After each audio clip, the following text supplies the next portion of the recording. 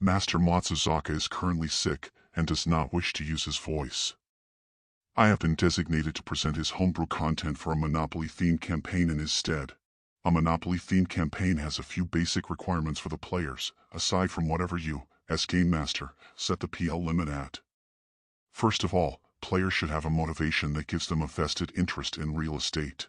For example, a pure-hearted hero may seek to buy buildings to use as homeless shelters, orphanages, or some similar application. Players will also be required to make use of the 2 homebrew rules Master Matsuzaka has composed, starting with the Altered Wealth Advantage. Vanilla Mutants and Masterminds currency system looks like this, which reflects the intention of how money typically works in comic books, and could even be used for our purposes. However, Master Matsuzaka proposes this alternative. With this formula, the player's starting wealth will be 500, and increased by a factor of 2.5 for each point the player adds to this wealth advantage.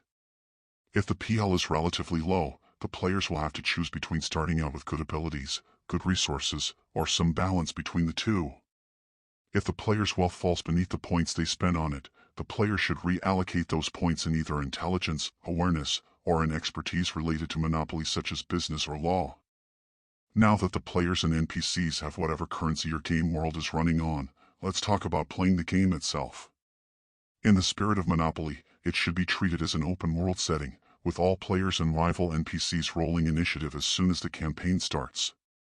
Action rounds, if there is no active combat, should be extended to include investigation checks on who owns various properties, and persuasion or intimidation checks in order to obtain that property. Needless to say, persuasion checks have a lower DC if there's money involved. On the subject of intimidation, your typical murder hobo might do an investigation check regarding the loved ones of various NPCs. Kidnapping and holding an NPC's loved ones hostage in exchange for property is a valid strategy, but if the player takes such an aggressive route, the Game Master should keep careful track of which properties are legally owned and which are illegally occupied. It is recommended that aggressive players demand the title deed to properties to avoid creating a different sort of campaign. Nonetheless, there will be instances when a trial check is required.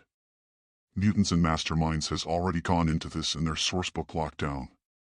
However, if a player sues an NPC, or vice versa, Master Matsuzaka recommends opposing intelligence checks with the legal expertise if applicable. Pieces of evidence granting +1 or +2 at the Game Master's discretion, video evidence garnishing +10. Game Master should also assume there is a constant bail rate on the jail or prison, to keep in the spirit of Monopoly.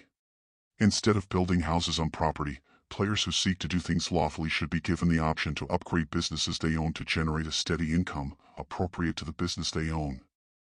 There are a number of things we cannot recreate though.